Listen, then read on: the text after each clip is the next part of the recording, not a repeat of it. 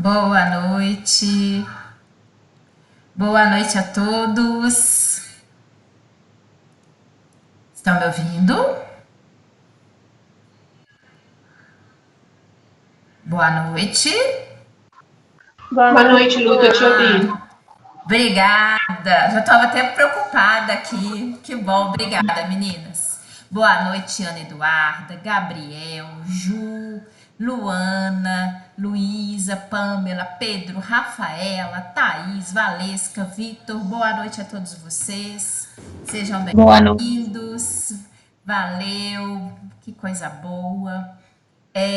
Hoje eu até encaminhei para vocês, né, ali, que hoje a gente vai ter a aplicação do Padlet, depois eu vou explicar direitinho, mas como vale, né, tem pontuação, mesmo que a gente estenda, mas de qualquer forma é bom, porque aí quem conseguir também finalizar, porque a gente vai dar tempo para vocês fazerem, é bom que vocês já finalizam e ficam tranquilos com a atividade, tá bom?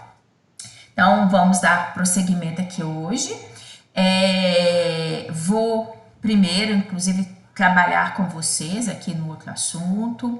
Vamos também fazer correção de atividade, enfim. Então, hoje, só para vocês terem uma ideia, o tempo é curto para a gente fazer uma série de coisas, tá bom? Acho que dá tempo para tudo tranquilo, mas só para a gente ver, para a gente realmente ter a distribuição das nossas atividades, tá combinado?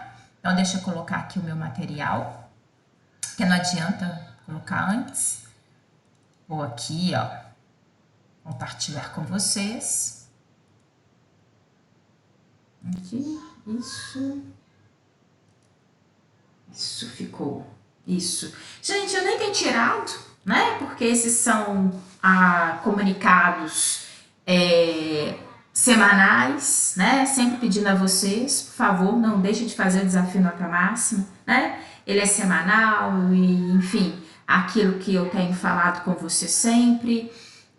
Na verdade, eu tenho falado isso com todas as minhas turmas, né?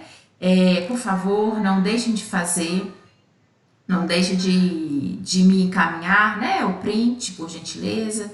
Eu sei que é uma atividade semanal. Os EDs, né? O ED de vocês. Vários já me encaminharam um certificado, né, comprovando ali que fez, mas ainda tem gente que não me encaminhou, então peço a vocês, não deixem de fazer e me encaminhar o print, tá bom? Então isso daqui não é novidade, mas é só para lembrar, porque se a gente não falar também parece que não precisa mais, né? E inclusive me encaminhar o print, tá? Tem dado retorno, todos vocês que estão me encaminhando, eu dou retorno de recebimento e estou direcionando, tá bom? Bem, ao avaliar, a realização do avaliar, a importância, enfim, nada disso na verdade é novidade para vocês, mas só para reforçar aqui mais uma vez, solicitando a vocês que não deixem de fazer essas atividades, tá? Elas são muito importantes. Aqui, Pedro, seja bem-vindo, Pedro. Bem, tá? Então, é nisso, só para pedir a vocês, mais uma vez, que não deixem de realizar essas atividades que são tão importantes, certo? Bem, e aqui, esse eu coloquei, que são com as nossas atividades, né? Hoje nós temos essa atividade, que é a do Padlet, né? Inclusive, ela vai se estender com data máxima para finalização no sábado, dia 7 de novembro, tá bom? Então, vou dar aqui, hoje a gente vai ter nosso tempo para vocês fazerem. Acho que é o tempo suficiente para, inclusive, finalizar. Mas, qualquer coisa, né, a gente fica também muito preocupada, às vezes, com internet, acesso, enfim, para também não prejudicar ninguém em termos de pontuação. Ele se estende e aí, no máximo, até sábado, porque domingo eu vou fechar a atividade e vou fazer a correção e lançar as notas, tá bom? No domingo. E o trabalho, né, lembrar a todos, o trabalho em forma de artigo científico, cuja apresentação está marcada para o dia 26 de novembro. As instruções elas já foram enviadas, postadas, eu já expliquei. Tem valor de 1.500 pontos, né? Porque a nossa disciplina ela tem uma pontuação de parcial 2 de 2.500 pontos. Então, não se esqueçam, né, Já estamos aí, já entramos em novembro, então não se esqueçam, tudo passa muito depressa, para vocês não se descuidarem com essas atividades, né? Mesmo porque esse trabalho é um trabalho robusto, é um trabalho que não se faz de um dia para o outro, né? Então eu peço muito a vocês, seja bem-vinda, Tainara, Felipe, só no tinta Mariana. Pessoal, Boa noite, Lu. valeu, boa noite. Tá joia, Tainara? Tudo bem, graças a Deus. Então, tá bom. Então, aqui, tá? Então, não se descuidem em relação a essas atividades, tá? Enfim, para depois, né? Porque é uma pontuação muito alta esse trabalho do artigo, né? Bem, e vamos adiante, tá? Eu só acrescentei aqui porque nessa reta final que nós estamos caminhando, para vocês realmente não descuidarem, né? Embora já tenha falado desde o início da segunda etapa, mas a gente que é professor, a gente ouve muito, professor, esqueci, né? Então não se esqueçam não, tá bom? Bem, e agora a gente vai dar continuidade. Semana passada eu lembro que eu já comecei a dar a introdução com vocês a respeito da distribuição de frequência, e nós hoje vamos dar prosseguimento, né? Como de qualquer forma eu sempre gosto de dar uma introdução e a gente mal tinha começado, eu vou realmente dar continuidade aqui, né, para a gente recapitular o que nós estávamos falando, para a gente ter a oportunidade de finalizar e contemplar nesse assunto já de uma maneira mais robusta e finalizar isso, tá? Chamando a atenção, né? Eu pedi a vocês também, mais uma vez, o caderno, lápis, caderno, borracha, aí com vocês, para que, na verdade, vocês possam fazer atividade aqui juntamente comigo, para que, na verdade, vocês possam acompanhar, tá bom? Então, isso vocês vão ver, a gente vai precisar daqui a pouco, tá? Então, vamos. Como eu falei com você semana passada, né, naquela introdução, chamando a atenção de que os dados que nós obtemos a partir de um experimento, né, muito importante depois que eles sejam trabalhados, porque eles conseguem nos passar informações muito além de você poder falar se é muito, se é pouco, se está, né, a questão numérica. Você consegue, a partir dali, ter informações vastas. Basta, obviamente, você saber como você vai trabalhar com aqueles dados, né? Até mesmo a maneira de apresentar e, a partir dessa apresentação também, saber tirar conclusões, né? A respeito daquilo dali que foi apontado, tá bom? Então, isso que é muito importante é a distribuição de frequência. E a curva de normalidade ou curva de Gauss é muito importante, ela nos ajuda a tirar aqui algumas conclusões fundamentais. Nós vamos ver, né, a aplicação dela, logicamente. Deixa eu só admitir aqui. Boa noite, Alice e Mariana, sejam bem-vindas, tá? Então, logicamente... Obrigada. Que bom, que bom. O pessoal tá entrando, deixa eu ver aqui. Agora é a Nayara. Nayara, seja bem-vinda. Então, nós vamos ver, lógico, que nem todos os dados necessariamente vão se distribuir da maneira como nós vamos apresentar aqui, né? Mas uma vez eles sendo distribuídos dessa maneira, dentro desse padrão gaussiano, ele consegue nos dizer algumas informações interessantes, né? Então, isso que nós vamos trabalhar. Já comentei com vocês a respeito da importância da distribuição da frequência, né? A gente tem ali nos dados muito comum, porque até então a gente trabalhava ali com tabela, né? A construção de tabelas e ali a obtenção dos nossos dados dentro de uma tabela, né? E a gente consegue, sim, dentro de estruturas como as tabelas, ter, né, a frequência, a distribuição de frequência de determinados dados. Como, por exemplo, um clássico, a característica de altura, peso. Então, nós conseguimos ter, né, faixas de acompanhamento e a frequência da distribuição de determinadas características como essa, né, de peso e de altura. Então, isso nós já observamos, inclusive conseguimos fazer a frequência, tanto absoluta como relativa, nós já vimos isso, inclusive na primeira etapa, e também vimos a distribuição, logicamente, desses dados a partir de uma estrutura como um gráfico, né? Chamando aqui a importância, inclusive, da visibilidade que é um gráfico para o autor, né? Então, a gente consegue ali ter essa distribuição de frequência apontada a partir de uma demonstração gráfica que conversa muito bem com o leitor, né? E que isso facilita para ele, muitas das vezes, em termos de observação daquilo que você quer passar.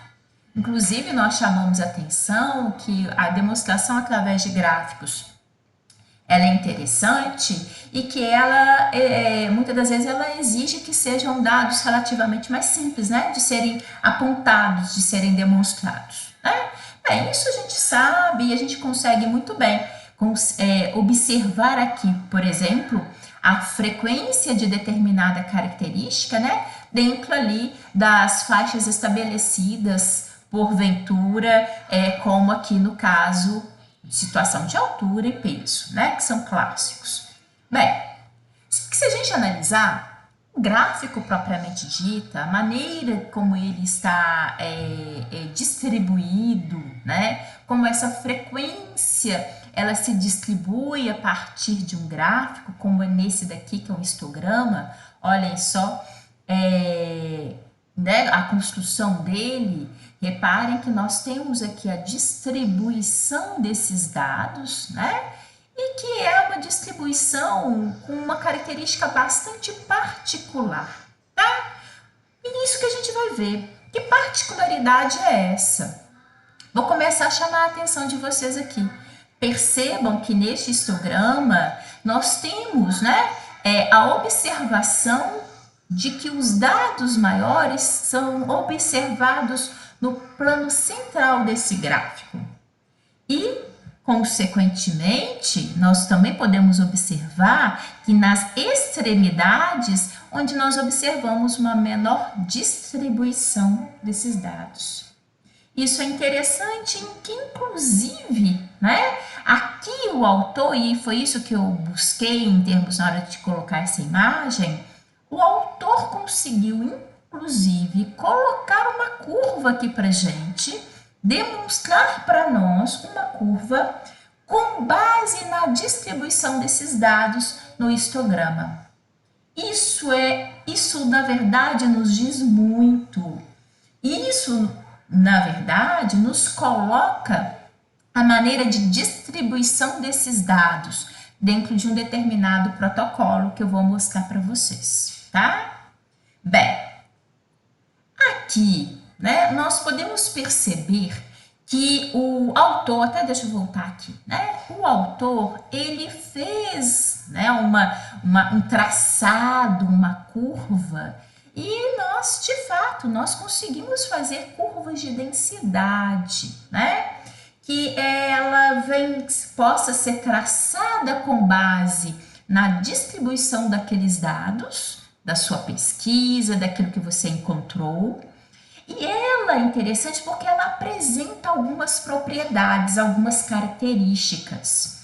Primeiro, né, reparem, ela está acima da linha horizontal. Ela está sempre acima da linha horizontal. Por que disso? Porque nós sabemos que eventualmente, ó, deixa eu pegar aqui, eu poderia ter construções, por exemplo, de um sobe e desce, não poderia? Poderia, de repente eu poderia colocar alguma coisa nesse sentido, mas não. Isso é clássico, tá? Deixa eu tirar aqui porque isso, na verdade, não é o que ocorre, né?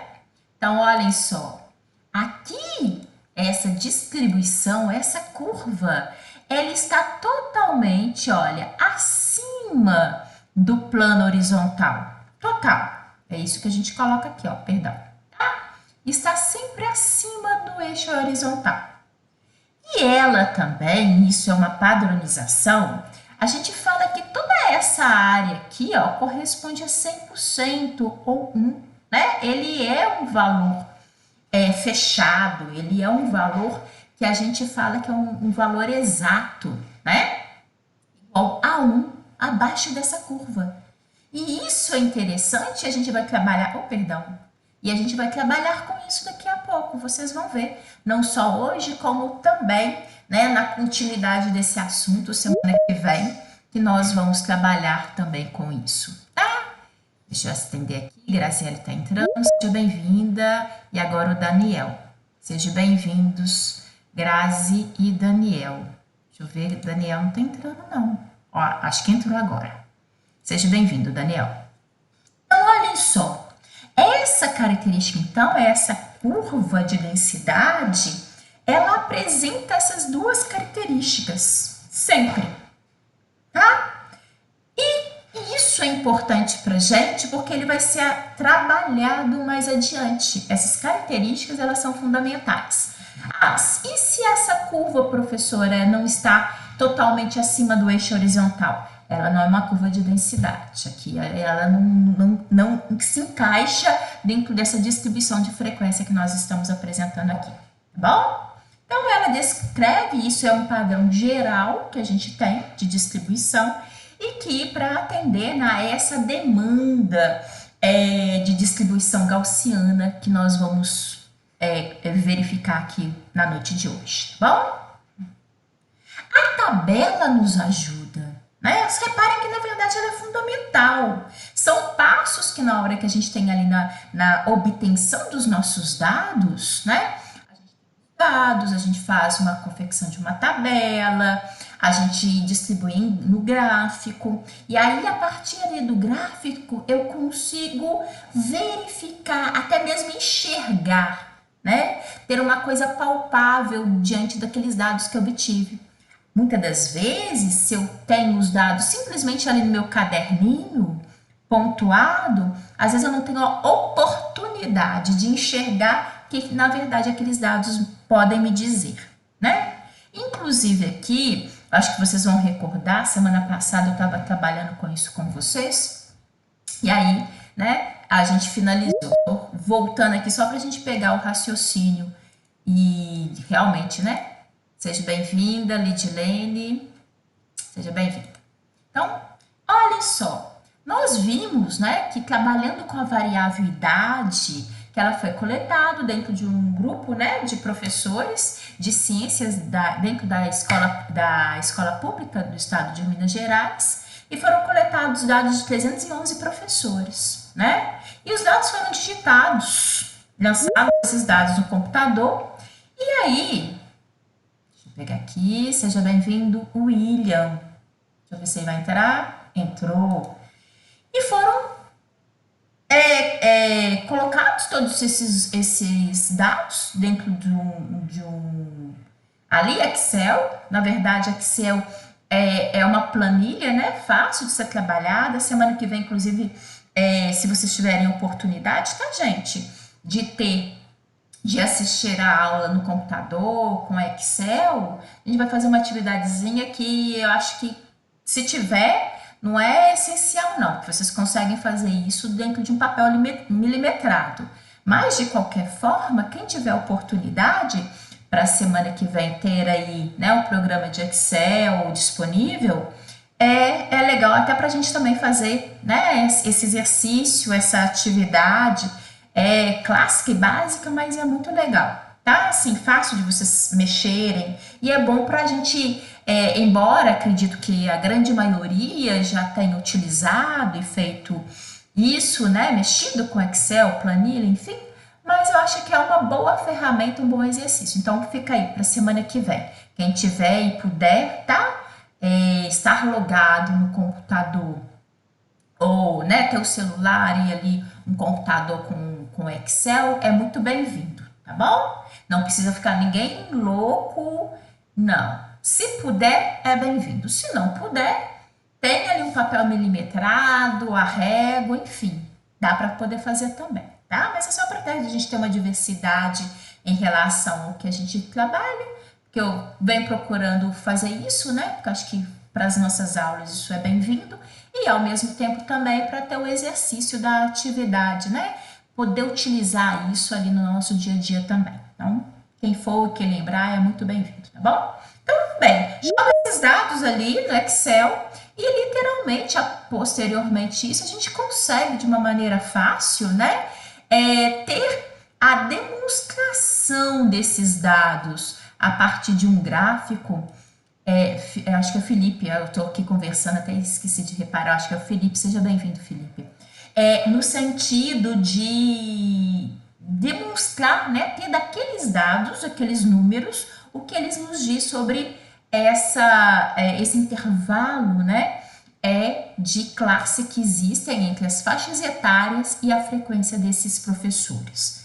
E aqui eu até gostaria agora que vocês, por favor, isso daqui é tranquilo de ser realizado, né? Façam esse gráfico para gente. Aí, vou dar 5 minutinhos para vocês. Elaborem um gráfico aí para a gente dessa distribuição de frequência entre faixa etária desses professores e a sua frequência simples, tá? Lembrando-se que, na verdade, com esse aqui, né, a gente vai trabalhar com um total válido, tá bom? Que são esses 308. Quero então que vocês peguem a partir dessa tabela, construam aí pra gente, tá? Essa tabela de frequência. Por favor. Por isso que eu falo para vocês terem um caderninho, um lápis, uma borracha, uma régua aí, é muito bem-vinda, né? Quem porventura tiver a folha milimetrada, podem também utilizá-la, facilita muito a vida. Façam aí, por favor, esse gráfico.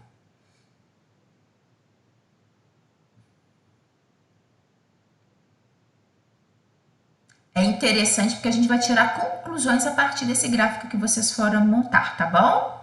Na hora que o primeiro terminar, vocês me avisam aqui, por gentileza?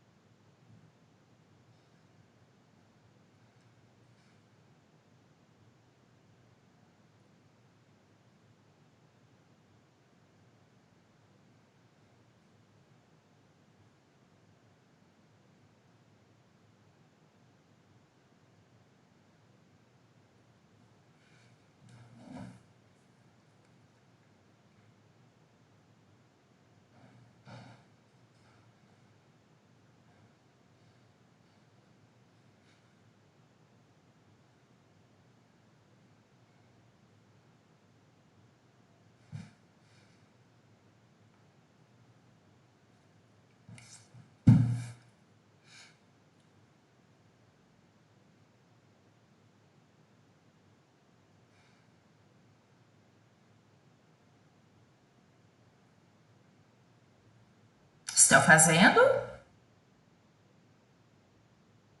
Sim. Ótimo. Obrigada.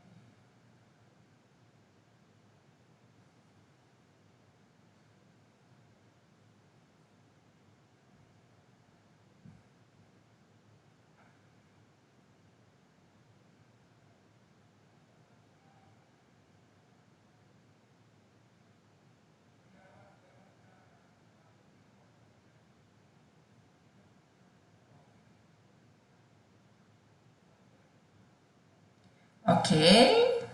Como é que estamos? Tô terminando aqui, Lu. Tudo Tô tentando bem. terminar. Tudo bem, Júlia.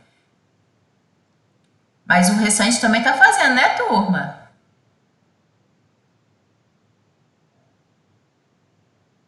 Sim. Tá, Sim, tá bom, tá bom.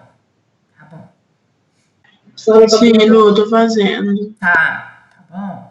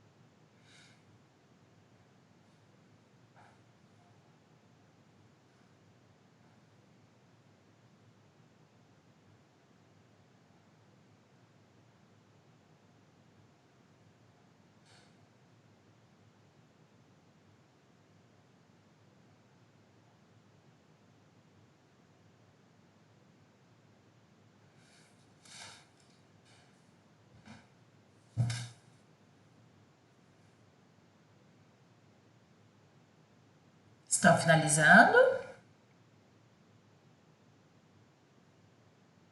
Sim. Ok. Mais 2 minutinhos. Lu, já me perdi, tá? Deixa Oi, aqui. Felipe. Joia. Eu tentei aqui, mas já tô meio perdido. Vou esperar você fazer, tá bom? Tá bom, Felipe.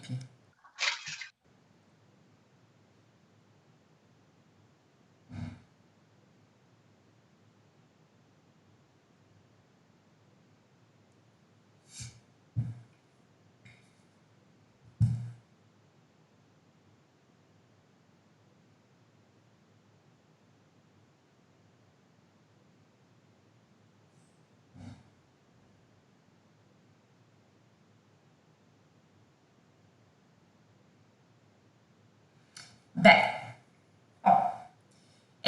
eu vou aqui colocar, até mesmo para vocês, para poder conferir, né?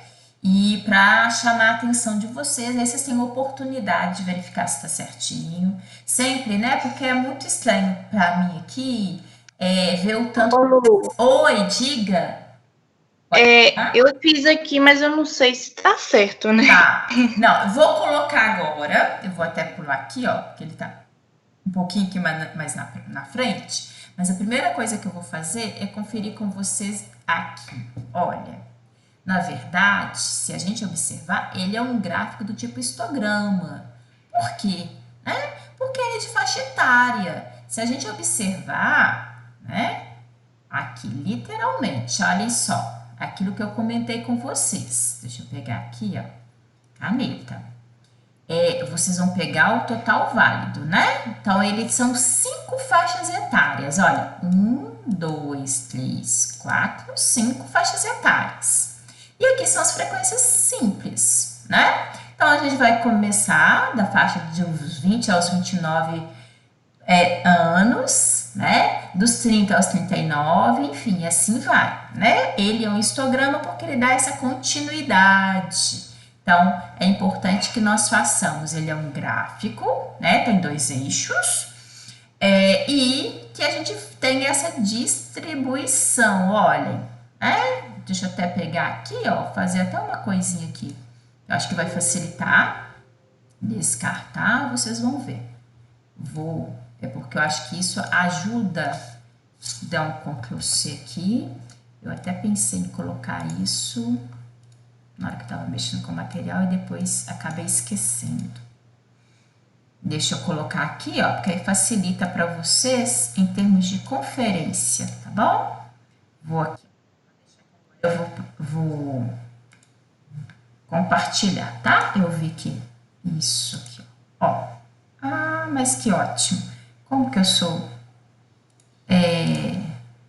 Só um minutinho, gente. Vou colocar os dois, que vai facilitar e é importante em termos de entendimento, né? Eu vou até tirar essa parte escrita.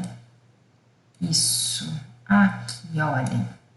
Porque aí dá para todo mundo acompanhar.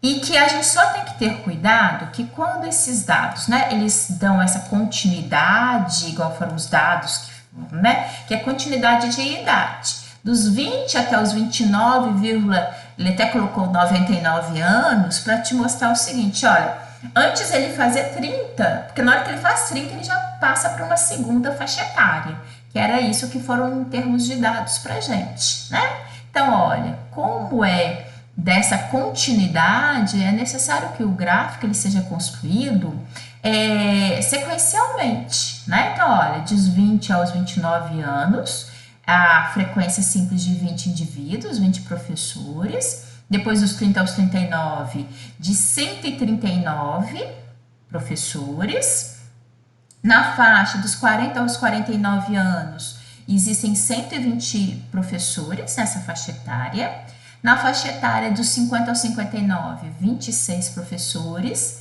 e finalizando, dos 60 aos 69 anos de idade, 3 professores, exclusivamente, tá? Então, o gráfico de vocês, ele deve ficar à semelhança desse que a gente colocou. Lembrando-se que é fundamental que a gente utilize, né, na elaboração de um gráfico, a identidade. A gente aqui é uma distribuição de frequência, então você tem a frequência simples, né, no eixo Y, e uma frequência, e a idade, que foi o que estava sendo avaliado, né, as faixas etárias, e a idade dos professores no eixo X, né? Então, só para vocês conferirem aí.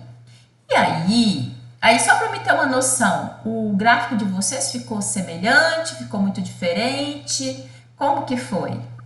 O meu ficou parecido, Lu. Tá, então tá jóia, tá? Só a questão, assim, que você, dos números, assim, que eu coloquei um pouquinho diferente, que eu coloquei dentro da barra, entendeu? Tudo bem. Não. Uhum. Oi, mas alguém quer falar? Pode falar? Foi mal, Daniel, tava não? aberto aqui, viu? Desculpa, estava aberto. Ah. Eu errei na hora de montar o gráfico e ele também contabilizou uma coluna para total e para ignorado. Ah, entendi. Mas, assim, o que era para fazer ficou parecido, sim. Só Então, a disposição que mudou mesmo. Então tá ótimo, tá? Então é só essa questão de ajustes e ter esse cuidado, né? Que na hora que a gente coloca, principalmente se a gente mexer com Excel, então cuidado com os dados que a gente alimenta, porque ele vai fazer a leitura, né? E ótimo, então vocês entenderam. E por que que isso é importante? Você fala assim, nossa, mas a gente já trabalhou com gráfico na primeira etapa. Por que esse gráfico aqui, né? Porque agora a gente vai fazer a leitura dele dentro dessa distribuição de frequência que a gente está trabalhando. Perceba uma coisa, né? Se a gente tiver, e esse gráfico nos permite, fazer um traçado, fazer uma curva, uma linha, a semelhança do que a gente viu, que foi feito lá na frente, né? No exemplo que foi falado. Olhem, se a gente observar de uma maneira assim, tem que ficar até mais baixinho. Vou fazer para ele ficar o mais certinho possível, ó, tá? É que aqui tem hora que a gente erra a mão e fazendo assim é mais aqui, ó, para ele, ó, não. Como diz meu filho, além de tudo fica tremendo. Ele fala que isso é coisa de tiozona. Oh, meu pai. Gente, tem que ir, ó. Mas mesmo que não ficar muito 100% por causa ele tinha que ficar mais central, tá bom? Ó, eu aqui fazendo não vai ficar muito legal, mas por causa dessa minha mão aqui, tá bom? Ó. Aí eu apago outro. Deixa eu apagar outro. Dá para vocês sentirem, tá bom? Mais do que eu tenho que tirar esse aqui. Isso, ficou um pouquinho melhor, tá? Mas dá para vocês pegarem o raciocínio do que eu tô querendo mostrar para vocês aqui, tá? Vocês aí bonitinho, vocês não deixam de fazer e perceber. Ai, deixa eu tirar essa partezinha daqui, ó, porque senão vocês vão achar que a linha veio para baixo. Ih, pior que agora... Ah lá, deu para vocês entenderem, porque a linha também eu não quero deixar nada para baixo, porque é aquela característica que eu falei com vocês, de que essa curva de frequência, né, ela é para chegar até lá embaixo, tá, gente? Até pegar nos extremos, bonitinho. Mas eu não quero colocar ela para baixo para não fazer ninguém, né, cair no achismo de que ela viria abaixo do eixo X, tá? Mas bem, por que que eu fiz esse traçado e estou chamando a atenção de vocês quanto a isso? Porque se a gente observar dos dados que foram nos apresentados através da tabela, e nós podemos observá-lo pelo gráfico, aonde que nós temos uma distribuição maior de professores? Qual que é a faixa etária ou as faixas etárias em que nós conseguimos observar um número... A Júlia caiu, ó. Ô, Júlia, aqui. Quais são as faixas etárias em que eventualmente eu consigo ver uma quantidade maior de professores que lecionam na escola pública de Minas, lecionando ciências? De 30, Entre de 30 a 39? 49.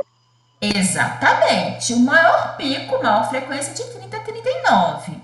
E, ao mesmo tempo, acho que vocês também conseguem verificar, concordar comigo, que entre os 40 aos 49 anos, embora eu tenha uma quantidade menor, mas ainda é uma quantidade também bastante expressiva de professores, né? Por que disso? Eu posso fazer agora a pergunta inversa. Quais são as faixas etárias onde nós conseguimos perceber um número menor de professores? Qual é a faixa etária em que existem menos professores com aquela idade? 60, Entre 60 e 69. 69. Mas concordam comigo também que este outro ponto daqui, embora ele seja maior do que o anterior, vocês falaram certinho, esse é o que é o menos expressivo, mas aqui do outro lado também não tem um número necessariamente também tão grande. Concordam comigo? Sim. Né? E isso é importante. Por quê? Aqui nós não estamos necessariamente... O que eu estou chamando a atenção é que eu sinto Exatamente. que os extremos, né? Espera só um pouquinho. Gabriel, você jogou o dia inteiro. Aqui. Acho que tem gente que está com o microfone ligado. E o que eu chamo a atenção de vocês, que nesse tipo de distribuição que nós estamos apresentando, é perceptível, não necessariamente em números absolutos, mas que nós temos uma quantidade menor de indivíduos nas extremidades, ao passo que na hora que a gente caminha para um plano central, né, existe uma quantidade maior de indivíduos, ok? Concordam com o que eu estou falando? Sim? Sim. Ótimo. Concordo, Lu. Tá? E, Lu, Isso. Diga, pode falar, Pedro. Vamos supor que o número do meio fosse os mais baixos. Aí o gráfico seria montado do mesmo jeito, porém não seria deste modelo que você está falando. Exatamente, Pedro. Entendi. Então, é o seguinte. Bacana. Logicamente, não existe uma obrigação. Vou pegar sua pergunta e construir só para vocês entenderem. Logicamente, imagina, a gente está fazendo um experimento, a gente está querendo verificar determinadas situações, igual aqui no caso. Qual que é a pergunta? Analisando de uma maneira geral os professores dentro de uma determinada situação, né? Qual a faixa etária que eles se distribuem? Então, lógico, eu vou ter, pelo bom senso, né?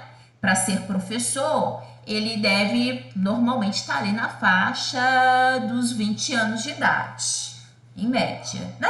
Porque às vezes a gente tem até a oportunidade de já ser professor, sem necessariamente ali ainda ter concluído a graduação, mas ali no mínimo acima de 18 anos, né? Então, ali na faixa dos 20 anos, e até temos professores, da terceira idade.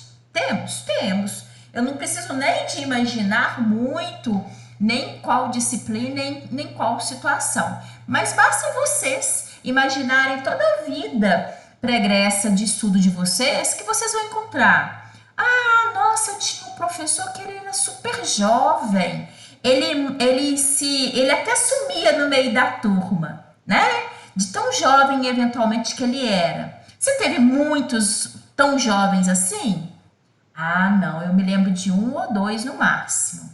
Ah, eu tive um professor extremamente mais idoso, eu adorava as aulas dele, ele tinha tanto conhecimento, tanta coisa para passar. Você já teve tanto professor tão idoso assim? Provavelmente não, também 1 ou 2.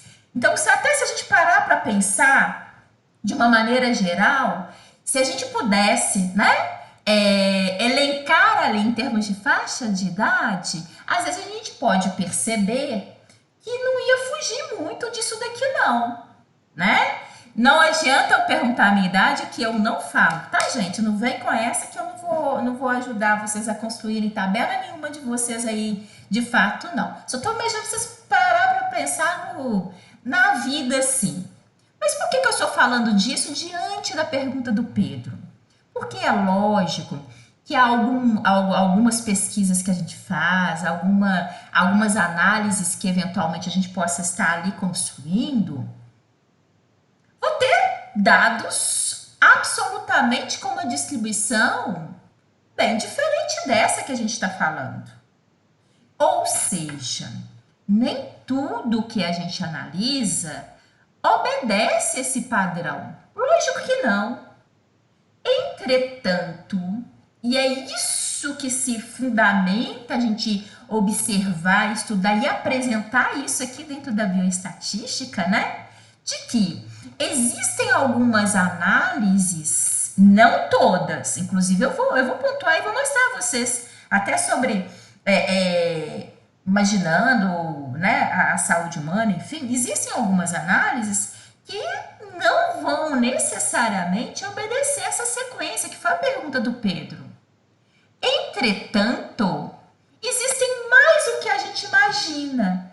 Várias situações em que, se a gente de fato colocar isso dentro de um gráfico e analisar sobre esse cuidado, a gente vai perceber que a gente consegue fazer esta curva, que é, né, uma curva que a gente denomina como uma curva dentro de um padrão de normalidade. Então, de fato, Pedro, nem tudo, nem sempre isso vai ser observado. Agora, de fato, dentro de várias situações, é perceptível, é possível que a gente perceba que existe uma distribuição em que vai obedecer, em que nós teremos, deixa eu pegar aqui justamente para vocês verem, em que nós teremos no ponto central, tá? Uma maior distribuição de dados ali naquele eixo central e uma menor quantidade nas extremidades, tá? Então, é esse cuidado. Ah, eu tenho que fazer? Não. Você está fazendo a sua pesquisa naturalmente, você vai cumprir o seu papel naturalmente. Agora, eventualmente o que você está buscando, eventualmente os seus dados podem às vezes te mostrar que aquilo que você está pesquisando possa estar dentro desse padrão de distribuição gaussiana ou distribuição de normalidade. E isso, inclusive, é interessante, né? Algo que você consegue enxergar, pontuar, inclusive até mesmo na hora da sua apresentação, demonstrar isso, né? Fazer um gráfico, mostrar que aquela análise sua, ela está associada a esse padrão, né, de distribuição, tá?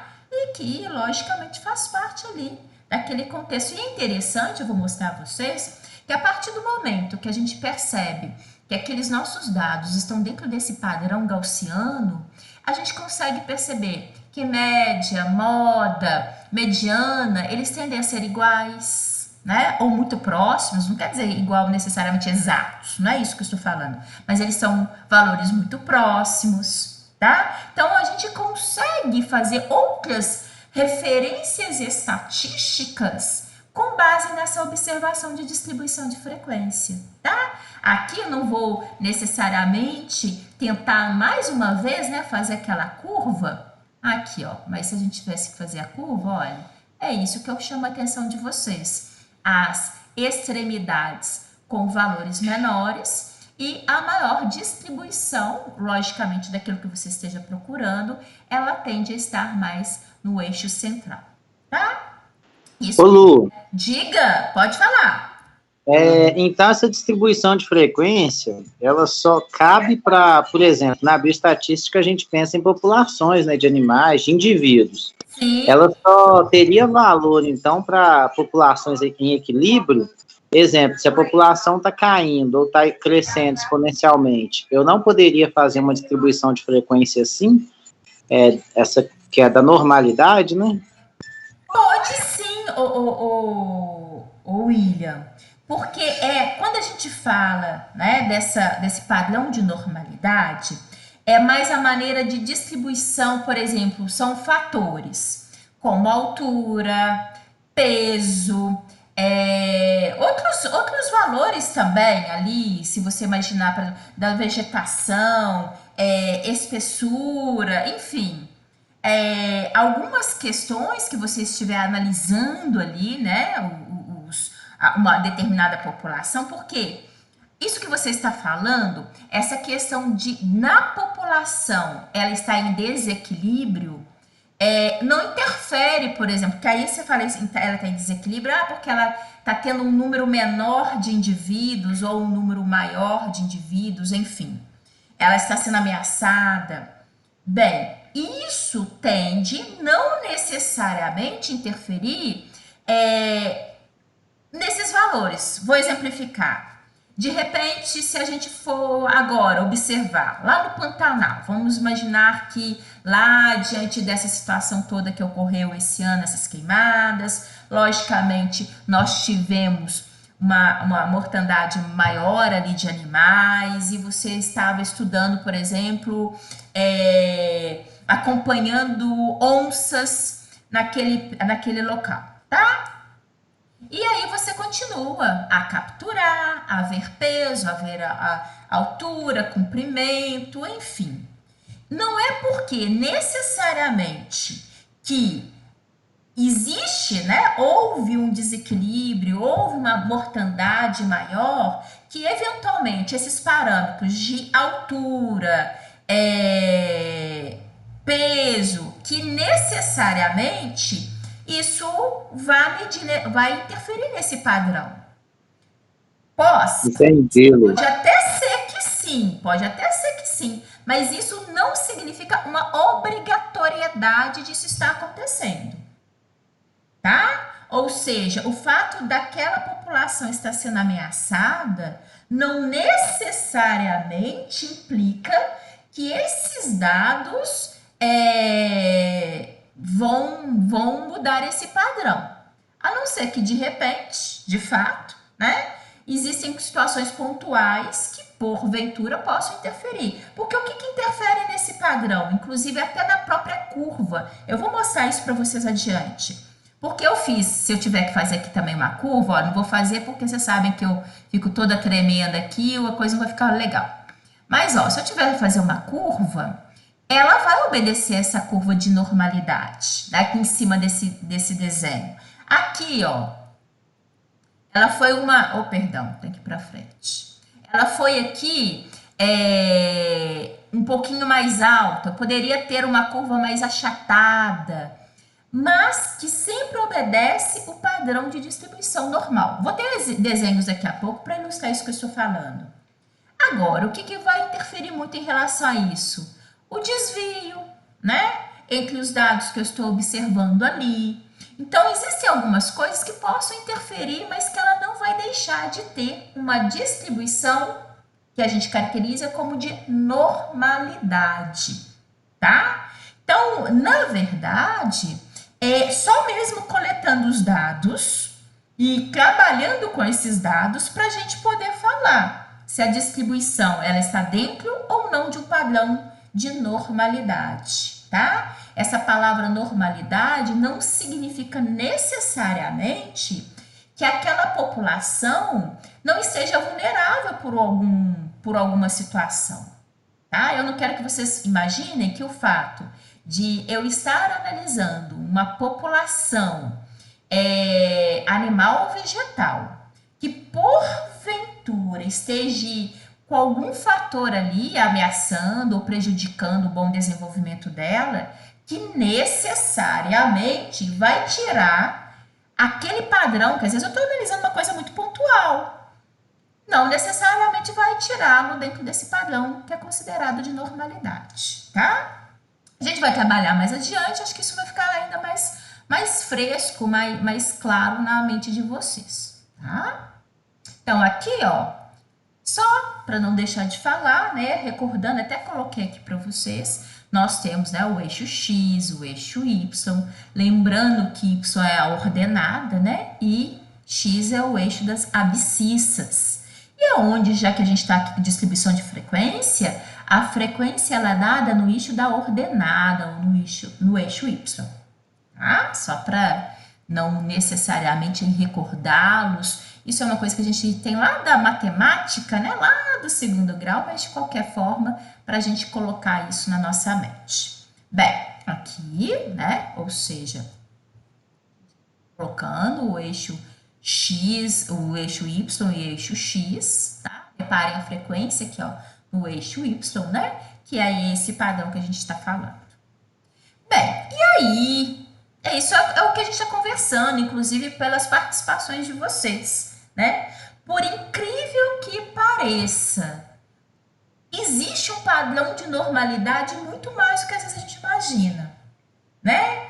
E isso é fato, basta eventualmente a gente perceber, colocar uma determinada distribuição, reparem vocês, que depende daquilo que você está fazendo, depende da sua pesquisa, né?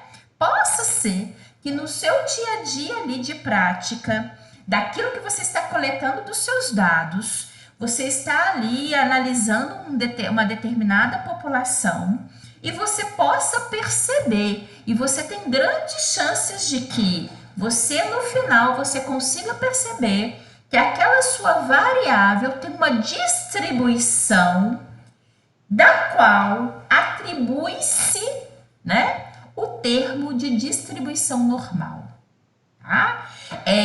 A gente tem que ter, e eu vou mostrar a vocês, na hora que a gente fala padrão de distribuição normal, e aí para a gente poder analisar, né? Não quer dizer que aquilo que não obedece esse padrão de distribuição que está errado, não, né? Que ele seja normal, não. Eventualmente, aquilo que você esteja procurando, buscando, pesquisando, ele simplesmente é uma pergunta que não tem esse padrão de distribuição. Mas isso não significa que aquele padrão de distribuição ele esteja correto, né? É porque às vezes aquela variável ela não está associada a este tipo de distribuição. Simplesmente assim, tá? E que tem muitos parâmetros. Inclusive, no que se refere, por exemplo, à espécie humana, tem muitos parâmetros que, se nós formos analisar, não são distribuídos necessariamente dentro desse padrão de normalidade, tá? Aqui, como eu falei com vocês, né? Existe variação? Existe. Na verdade, na hora que a gente analisa ali o que a gente está pesquisando, nem sempre a gente vai encontrar esse padrão que a gente está falando, né? Às vezes tem um padrão contínuo, existem padrões que a gente não consiga necessariamente dar ali uma denominação, é aquilo que aconteceu, é a sua pesquisa, é a sua pergunta. Eventualmente a sua variável, ela não está dentro desses moldes. Não tem problema nenhum. O que é interessante é que uma vez você observando que esse padrão aconteceu, que você possa identificar aquela variável como um padrão de distribuição normal. E existem, né? Existe aqui, obviamente, uma situação em que fica relativamente mais fácil para a gente falar, porque já existem algumas variáveis, né, que normalmente já são consideradas dentro de determinadas populações, normalmente elas obedecem um padrão de distribuição normal, tá? Inclusive, peso e altura, ela é uma variável que normalmente eles têm comportamentos até mesmo semelhantes, tá? Como assim? Quem tem criança ou já acompanhou, né, ali desde o nascimento de uma criança e a visita daquela criança ali ao pediatra, se faz, sabe aquela caderneta que a gente tem de vacinação? Existem ali várias folhas ao longo daquela caderneta que é o acompanhamento também do peso da criança. Que se a gente for marcar sistematicamente, porque a gente normalmente leva pelo menos uma vez ao pediatra, né, uma vez ao mês ao pediatra, nos primeiros anos de vida da criança, e a gente sempre sai ali com o peso e a altura daquela criança. Se a gente observar a distribuição desses valores de peso e altura da criança, tendem a obedecer um padrão, né? Elas são inclusive semelhantes, caminham muito juntos, né? Na hora que você aumenta o peso, você tende também a aumentar o tamanho, não necessariamente na mesma proporção, né? Lógico, a gente sabe disso, mas eles tendem a acompanhar, né? Esse fator, essa distribuição sendo uma maneira, um comportamento muito semelhante. Então, isso existe dentro da biologia. E como eu coloquei com vocês, ó, literalmente, aqui, essa observação, tanto é que existe uma média, né? Conseguimos perceber que existe uma média de, entre aspas, de até mesmo de normalidade entre peso e altura, observando-se, por exemplo, uma determinada faixa etária, né? E se a pessoa tiver muito discrepante? Provavelmente ela estará nas extremidades, ou porque tem muito menos, ou porque tem muito mais de peso e altura do que está sendo referido, tá?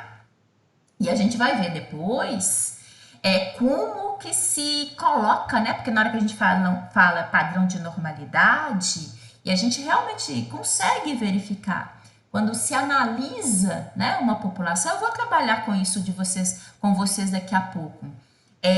Inclusive, dentro de uma pergunta que eu me recordo que Júlia fez, não sei se foi a aula passada, né, no contexto laboratorial. Quantas vezes a gente não vai ali ao médico, fazemos exames e a gente depois quer verificar se aquele resultado que deu no exame está dentro de um padrão de normalidade, né? Como que eles fizeram isso? Eles conseguem esses parâmetros, eles conseguem falar, olha, se você está dentro de uma faixa, porque normalmente, inclusive, não é um valor único, é dentro de uma faixa. Você está dentro de parâmetros considerados normais. Agora, se você estiver por muito a mais ou muito a menos, é característico de você estar com o seu valor, né, o seu exame alterado. Então, aí vai ser a leitura, né, do médico ali e vai te prescrever ou, enfim, vai te sugerir outras situações, né? Então, isso acontece. Olhem só aquilo que eu falei com vocês. Reparem que agora eu tenho simplesmente apenas os eixos, né? de observação aqui, só mostrar, né? Aqui é a frequência, né? Uma determinada frequência, tá bom? Só para vocês. E aqui é o eixo Y, tá? Porque ele colocou Fx aqui, é a frequência, uma determinada frequência de alguma coisa, tá? Só para vocês não confundirem. E aqui o eixo X. Bem, essa daqui, ó, é a média, tá? Reparem que é algo, inclusive, que eu vou mostrar para vocês adiante. A média de uma determinada distribuição dentro do padrão de normalidade, ela tende a estar justamente no ponto mais elevado dessa distribuição, tá? E é isso que nós vimos, que reparem que aqui eu não tenho, inclusive, valores nenhum, né? Simplesmente eu tenho um desenho, eu tenho uma curva. E aqui essa observação, que eu já chamo a atenção de vocês, porque a gente vai construindo, a gente vai verificando, a gente vai enxergando isso, tá? Sendo aqui o valor da média. Uma coisa também que eu apresento a vocês adiante, mas aproveito aqui, até mesmo porque tá só o desenho, esse contorno aqui a gente fala em formato de sino, tá? Essa curva, né? A gente fala que é literalmente uma curva e eles denotam, né? Fazem essa denominação em formato de sino, tá? Olhem aqui, também um dado interessante, né? Uma observação, olhem, aqui eu vou fazer uma linha, só para vocês entenderem o raciocínio, sempre com essa observação, tá, gente? A professora aqui não vai conseguir fazer certinho, retinho, não, mas só para a gente pegar o raciocínio da coisa, olha, mais ou menos aqui, tá? Existe uma simetria, né? Olha, se a gente perceber, aqui, ó, existe essa curva, ela é simétrica. O que eu tenho normalmente de um lado, né, para mais, é uma tendência de você também ter, de uma maneira simétrica, do outro lado para menos, em relação ao valor médio, tá? Essa curva, então, é uma característica dela ser simétrica, suave, né? E a forma, como eu falei com vocês, em forma de sino. Ok? E é interessante, importante isso, porque às vezes existem algumas questões que a gente observa referente, né, a esse tipo de assunto, que essas características elas são utilizadas, né, para demonstração, para fazer a leitura, tá? E ela, literalmente, né, como eu falei com vocês, a frequência máxima dela tende a ser observada no meio dessa distribuição, sendo que aqueles valores que eu falei anteriormente para vocês, média, moda e mediana, eles tendem a serem valores coincidentes, né? Ou se não exatos, ou muito próximos, tá bom? Olhem aqui, quando eu falei para vocês, chamei a atenção, né? Lembram? Que eu falei assim, olha, não necessariamente todas as curvas vão obedecer, às vezes, àquela que nós estávamos fazendo, ela era mais semelhante a essa daqui, essa amarelinha, olhem, se vocês observarem, né? Mas esse não é o único necessariamente formato dentro de um padrão de normalidade, né? Aqui é uma curva um pouco mais suave quando comparada a essa, né? Olhem, aqui, né, tem um pico mais avantajado, mas de qualquer forma, ela cumpre as mesmas observações. Ela está totalmente acima do plano horizontal. Ela também é simétrica, percebam vocês aqui, ó. Não querendo errar muito na mão, mas o que eu tenho de um lado eu também tenho do outro, tá? As extremidades é onde eu tenho a menor frequência. Então, se a gente observar, eu peguei essa daqui porque ela, de todas, ela foi a mais discrepante em relação ao que a gente já tinha trabalhado. Mas olhem, essa daqui que é ainda mais suave, né? Obedecem sempre os mesmos critérios, que são aqueles fatores que eu chamei a atenção de vocês, tá? Extremidades, menor distribuição, plano central é o maior pico, onde você tem a maior frequência, enfim, são as mesmas considerações, tá? E o que vai fazer? E é isso que eu também tinha comentado diante de uma pergunta que vocês fizeram. O que vai fazer com que esta curva seja mais para a esquerda, essa mais para a direita, essa mais suave, né? Bem, isso vai ser de acordo com os seus dados, com o desvio que tem, né? Obviamente, quanto mais desvios houver entre um dado e outro, mais distribuído você terá, né, os dados pela tabela, tá? Então, isso tudo interfere, mas nada tira necessariamente a observação central de que aquela variável, de que aquilo que você esteja procurando, deixa eu tirar assim, né, porque senão fica muito feio, ela esteja dentro de um padrão considerado de distribuição normal, tá? E só uma coisa, distribuição normal ou distribuição gaussiana é a mesma coisa, tá? É porque eu, particularmente, eu acho até que fica mais fácil, né, falar distribuição normal, mas só para colocar para vocês, é a mesma coisa, vocês vão encontrar isso nos livros textos, como distribuição normal ou gaussiana, enfim, tá? Embora às vezes a gente utilize mais essa nomenclatura, distribuição normal, mas é a mesma coisa, tá bom? Mesmo porque Gauss foi o que descreveu, né, esse padrão de distribuição, tá bom?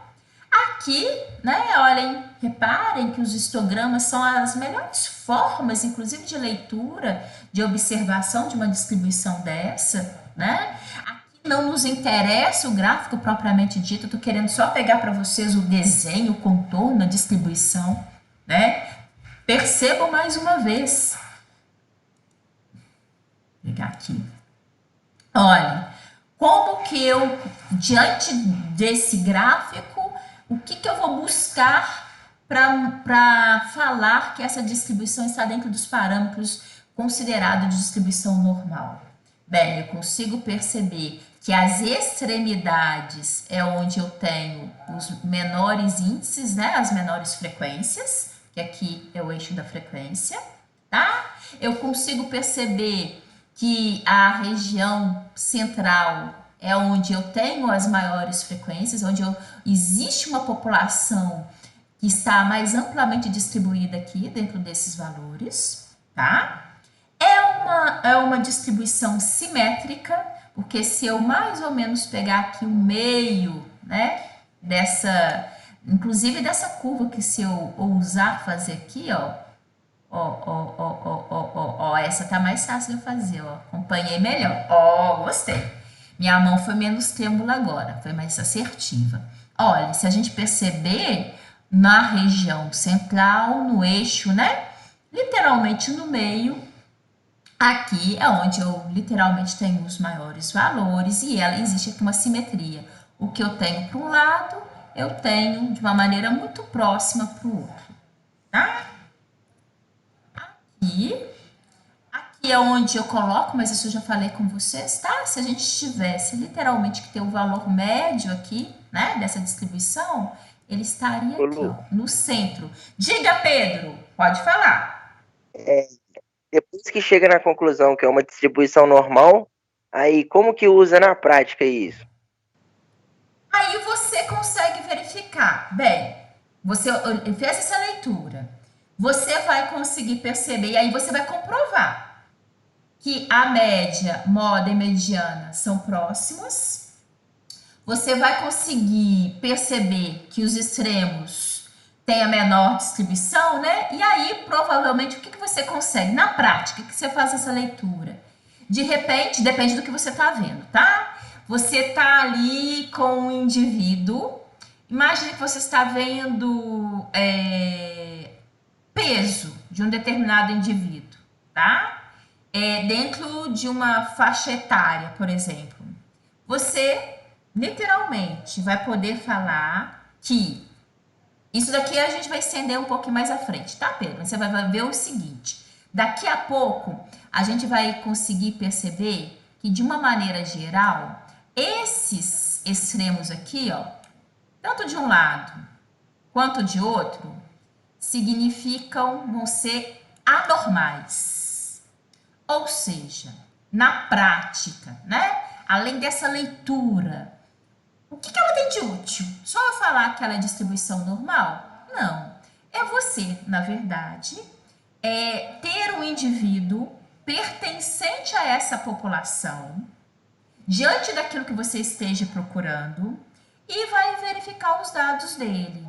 Ele está dentro desse patamar de 95%, onde a maioria daquela população é considerada normal, ou, porventura, aquilo que você está procurando, ele está ou muito aquém, né, porque esses são valores menores, ou valores maiores do que a média daquela população.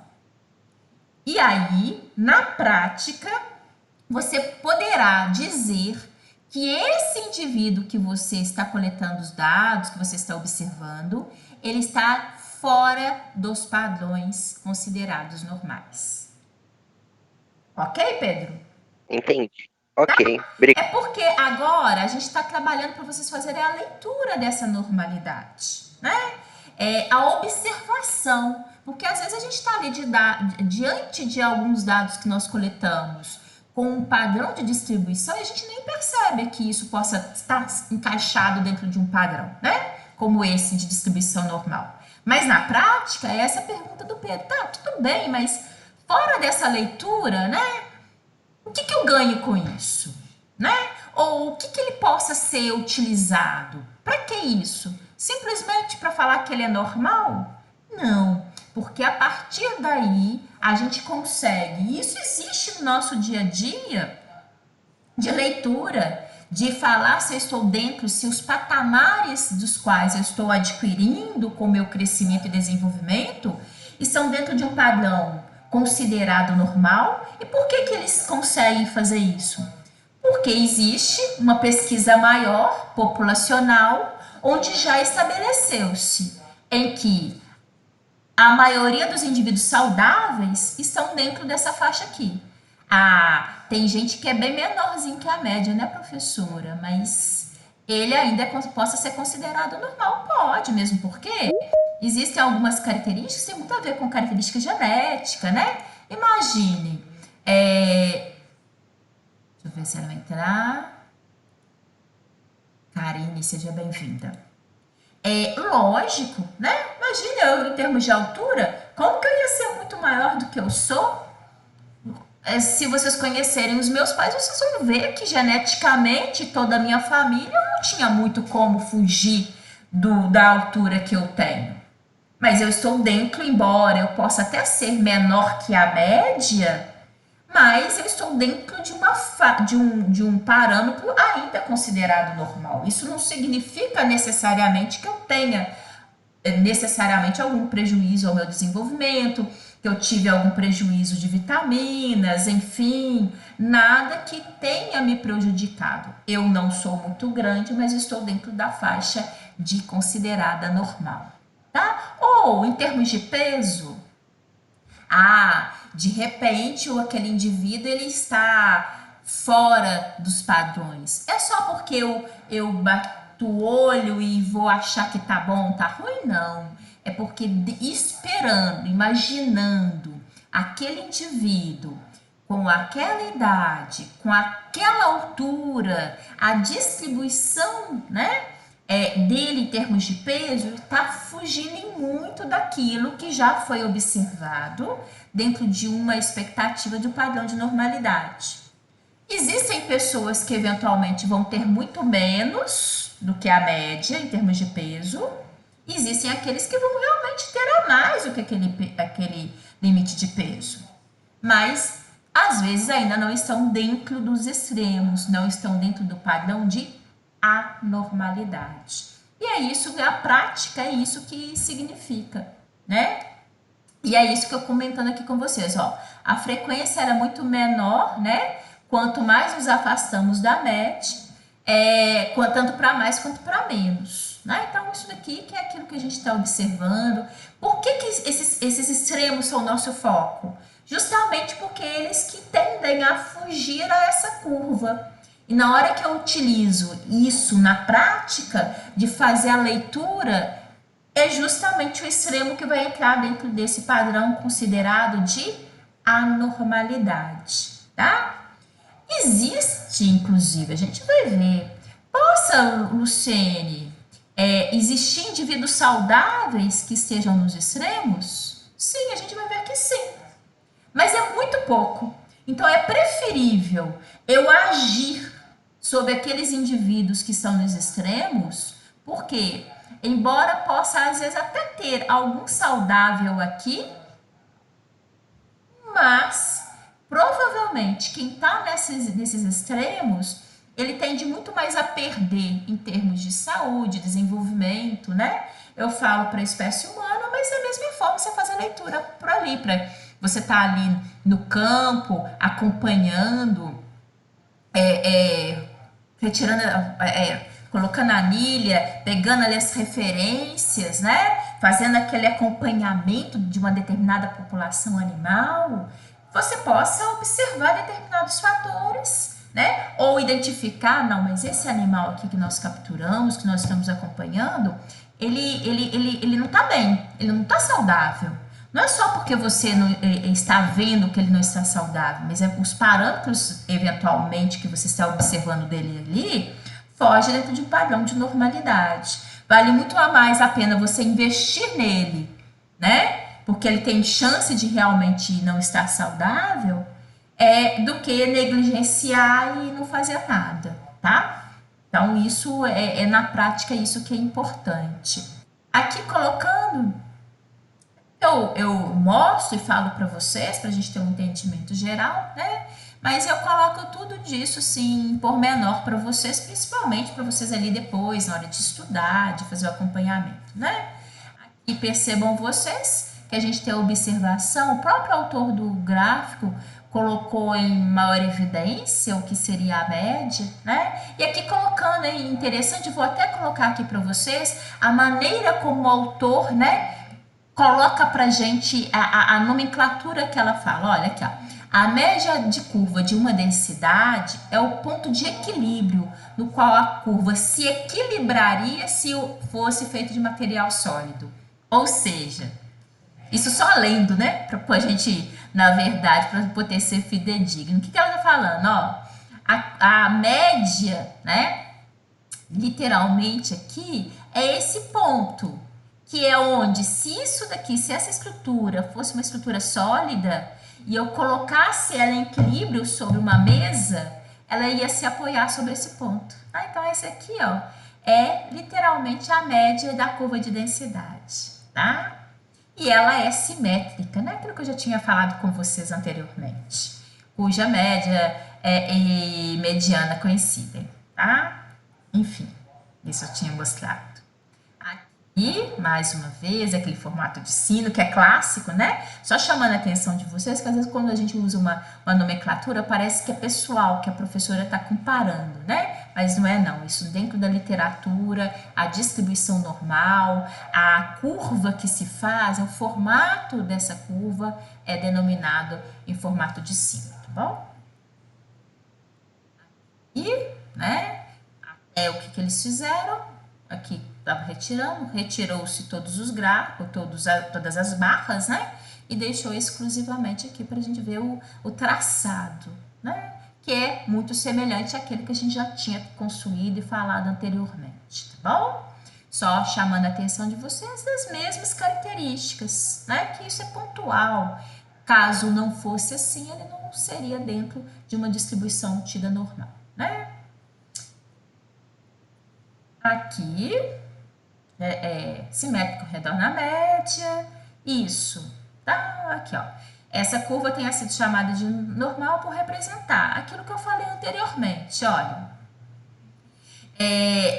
Por que de colocar, né? Por que a gente fala curva normal? Curva de distribuição normal, né?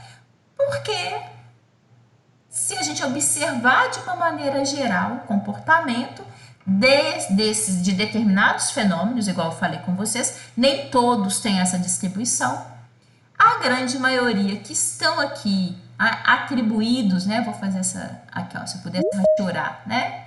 Esse ambiente aqui são comportamentos, são tidos, né, dentro de um padrão, entre aspas, de normalidade. Deixa eu aqui, Felipe Nadalim. Bem, seja bem-vindo, Felipe, tá? Então, por isso que eles deram esse nome. E aqui, na maior parte das variáveis existe um valor central, tá? Em torno do qual situa a maioria dos indivíduos. De fato, a maioria dos indivíduos, lembram? Aquilo que eu coloquei, até chamei a atenção, por isso, inclusive, gente, que eu pedi hoje que vocês fizessem aquele gráfico no iniciozinho, e chamar a atenção de vocês, para vocês perceberem, né, que ali na região, essa regiãozinha central, não necessariamente só esse pico máximo, mas nesse ponto aqui, ó, inclusive isso é interessante, que a gente abre caminho para outras coisas que a gente vai ver adiante, isso aqui é onde a gente tem essa população, sobre essa variável, a grande parte da população estará aqui, ó, dentro desses valores, tá? São os valores mais frequentes dentro dessa população analisada. Não me importa, Luciene, mas aqui, não me importa o que seja. Aqui o valor, ou a variável em si, ela aqui para mim é subjetiva. Eu consigo falar para vocês que, independente da variável e independente da sua população em estudo, se você tiver uma distribuição com esse formato, a sua população estudada, a maior parte dela estará associado a esses valores aqui, tá? E aqui, né, e aí aquilo que a gente estava falando, na prática, a pergunta do Pedro, né? E eu destaquei e chamei a atenção de vocês o seguinte, essa denominação, esse limite pelo qual a gente fala que essa maioria está dentro de um protocolo, dentro de um arranjo, né, que nós poderemos falar sobre distribuição normal, consequentemente, mais do que isso, que eu acho que principalmente nos chama a atenção, não é nem quem está dentro de um patamar de normalidade, mas principalmente conseguir identificar aqueles que fogem do padrão de normalidade. Por quê? Porque esses indivíduos, quer sejam animais, vegetais ou humanos, se eu identificar dentro ali da minha pesquisa indivíduos que estejam nessas extremidades, quer seja para mais ou quer seja para menos, eles estão numa situação de vulnerabilidade. Esse sim. Por quê? Porque eles estão com um patamar ali, com um valor, depende do que você está estudando, que eventualmente foge do padrão de normalidade. Isso subentende que este indivíduo, ele às vezes corre mais risco, né, de sofrer algum prejuízo à saúde, de ter algum prejuízo a ele de uma maneira direta, porque ele está fugindo daqueles padrões de normalidade. Ah, professora, fugir do que é normal, ok, mas aqui a gente está falando de parâmetros, né? De repente, se você falar que eu tô com o meu LDL muito alto, tá fugindo do padrão de normalidade, poxa, isso, eu não sinto nada, ok, eu não sinto nada, mas me coloca dentro de um cenário em que vale a pena eu tomar cuidado, vale a pena às vezes eu mudar a minha alimentação, vale a pena eu realizar atividade física, por quê? Eu estou dentro de um patamar que me coloca com maior risco a ter problemas cardiovasculares, a sofrer infarto agudo do miocárdio, a ter, né, problemas sérios a ponto de poder me levar a óbito.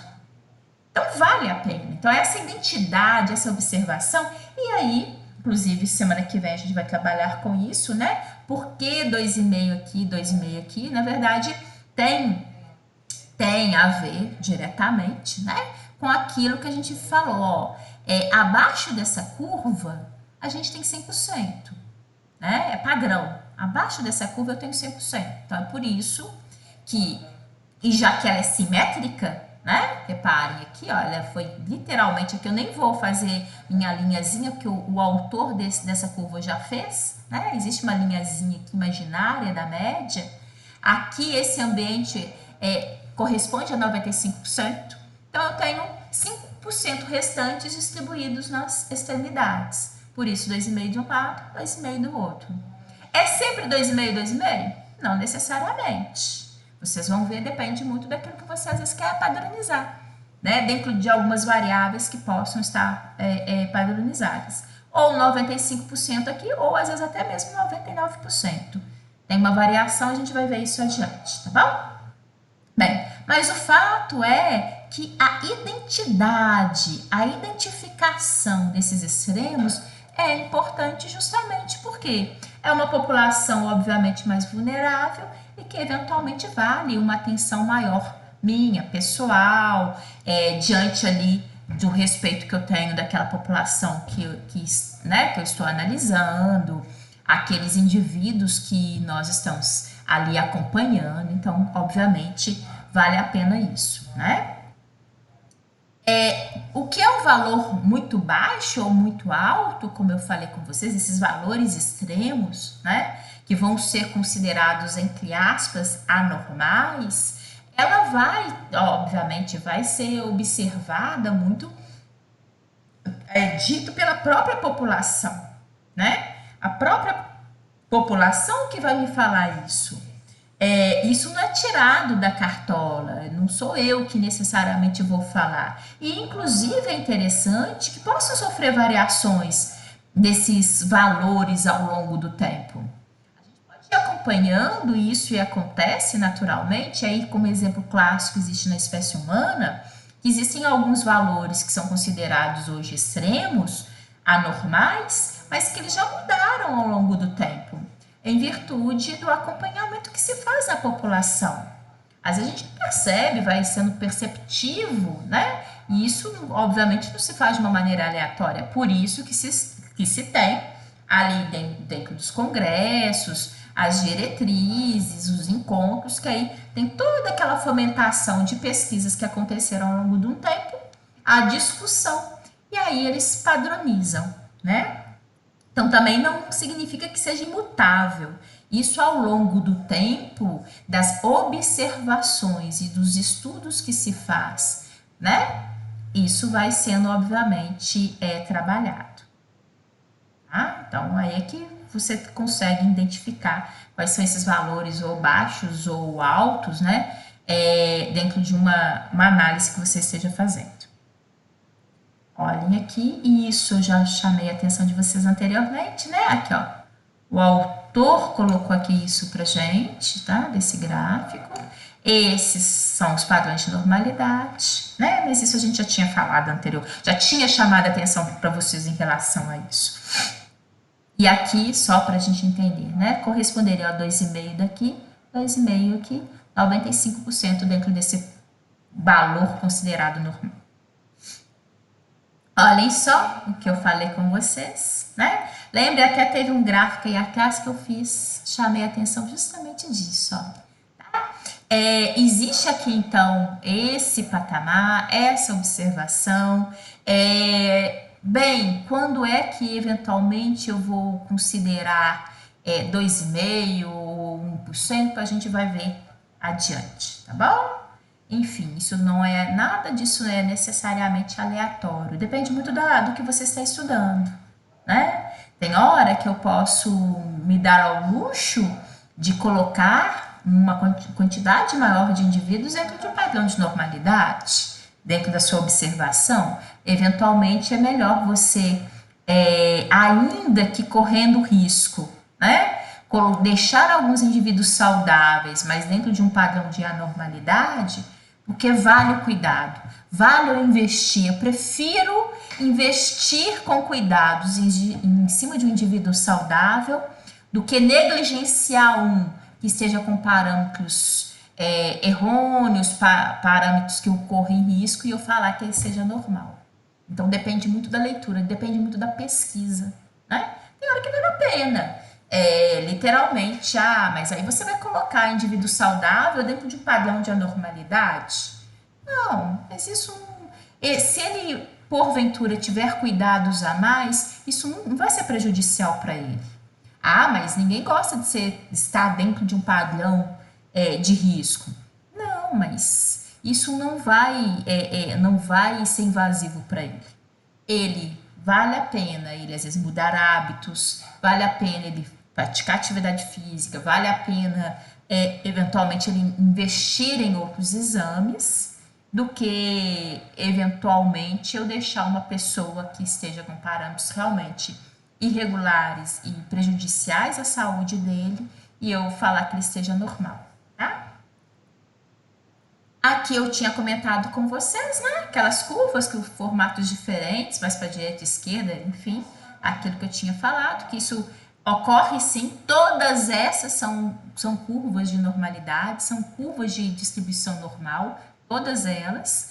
Elas são idênticas? Não, elas não são idênticas. Mas o que difere aqui foi justamente, né, os desvios em relação a o que se observa naquela população, enfim, então, nada disso, mas todas elas obedecem aos mesmos critérios, isso é que basta. E aqui, né, justamente o que eu acabei de falar, essas curvas elas vão variar conforme os valores de média e desvio, tá? Então, isso é padrão, isso é conhecido, nada disso tira a importância aqui dessas curvas e o fato delas serem classificadas dentro dessa distribuição de normalidade. E aqui, né, afinal de contas, a pergunta do Pedro é clássica. Não vale apenas eu observar um gráfico, ver que a distribuição é normal, mas para quê? Na prática, isso me diz o quê? Né? Existem aplicações disso, tá? Existem aplicações disso para todas as áreas, para todos. Animal, vegetal, então aquilo que a gente já falou, né? Logicamente que a gente precisa, para ter essa padronização, você precisa de ter estudo, né? De repente você está estudando uma espécie animal que ninguém nunca estudou. Então, você encontrou essa distribuição. Logicamente que ali você vai começar a observar, você vai, de repente, chamar atenção para os extremos, né? Esses valores tendem a ser anormais, mas é lógico, quanto mais for ampliando aquele estudo, for envolvendo um número maior de participantes à pesquisa, mais fidedigno será as suas conclusões finais, né? Então, não adianta também a gente ter uma distribuição com um contingente muito pequeno de uma população, né? Então, isso também é lógico. E aí, inclusive, existe, por isso que vai interferindo, né? A média, o desvio, vai fazendo com que a curva às vezes seja mais achatada ou não, mais direcionada para um lado ou para o outro, mesmo sendo curva de normalidade, mas muito em função da população que você está estudando, né? Quanto mais valores você tiver, mais robustez, obviamente, serão as conclusões que você vai tirar, tá bom? Bem, então a aplicação disso na área laboratorial, literalmente é o que a gente tem no nosso dia a dia sobre os valores de referência laboratorial. Que se a gente fizer o hemograma, vai sair ali, né? Hoje em dia, qualquer pessoa, na verdade, consegue fazer a leitura, né? Por quê? Ela recebe o exame do laboratório, vem ali o valor daquilo que foi avaliado dela e logo em seguida tem os valores de referência. Aqueles valores de referência foram obtidos a partir de quê? De estudos da população humana, né? Inclusive, logicamente, às vezes obedecendo os parâmetros, por exemplo, da população brasileira, né? Observando-se que indivíduos saudáveis, na hora que avaliou-se aquela categoria, aquilo que está sendo avaliado, a maioria estava dentro daqueles valores, são considerados normais. Os extremos vão ser tidos, né, como valores de anormalidade. E aquilo que eu falei com você está registrado aqui, olha aqui, né, que esses valores de normalidade, de anormalidade, não são imutáveis. Ou seja, Isso precisa de ser acompanhado ao longo do tempo, porque a população ela vai sofrendo, né, alterações. A população hoje não é necessariamente os mesmos registros, as mesmas observações, se a gente for imaginar, de 5 décadas atrás. Então, existem algumas coisas que possam, algumas sutilezas, e eles sempre tentam justamente aquilo que eu falei com vocês. Se for para errar, porque logicamente sempre tem a possibilidade de conseguir pecar, né, com alguém, que esse erro seja protetivo.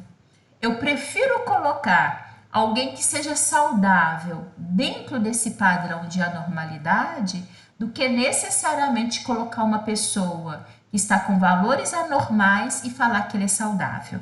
Porque, na verdade, eu estarei simplesmente incentivando ele, né? Mesmo que seja inconsciente, mas eu falo com ele que tá tudo bem, que continue assim e que, na verdade, se isso acontecer, as consequências vão ser cada vez mais desastrosas, né, para aquele indivíduo, inclusive com risco real, às vezes de óbito, em função de um descuido, em função de uma não observação, né? Então é preferível, se tiver que ter um erro, é preferível que seja por cuidado a mais do que necessariamente a menos, né? Então por isso, inclusive, a gente vai percebendo.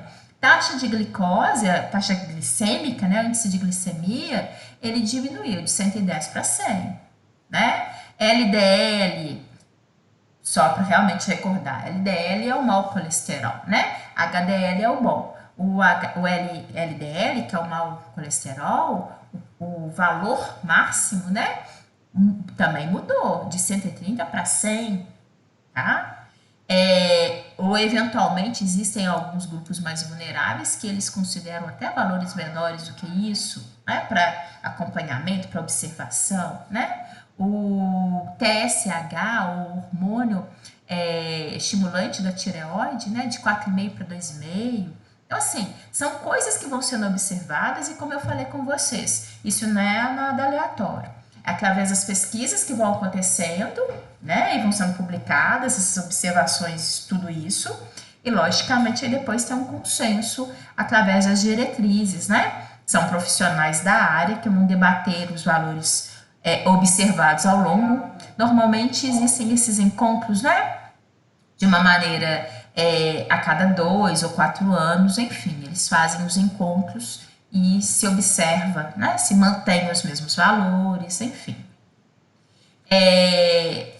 Onde justamente esses valores de referência vêm de encontro, né, com esses testes, esses acompanhamentos que ocorrem, e como eu falei com vocês, quanto mais robusto, mais fidedigna vai ser a conclusão a partir do momento em que um número maior de pessoas, né, entrar ali na pesquisa. Então, quanto mais estudo tiver, mais fidedigno, mais assertivo vai ser esses valores de referência, tá?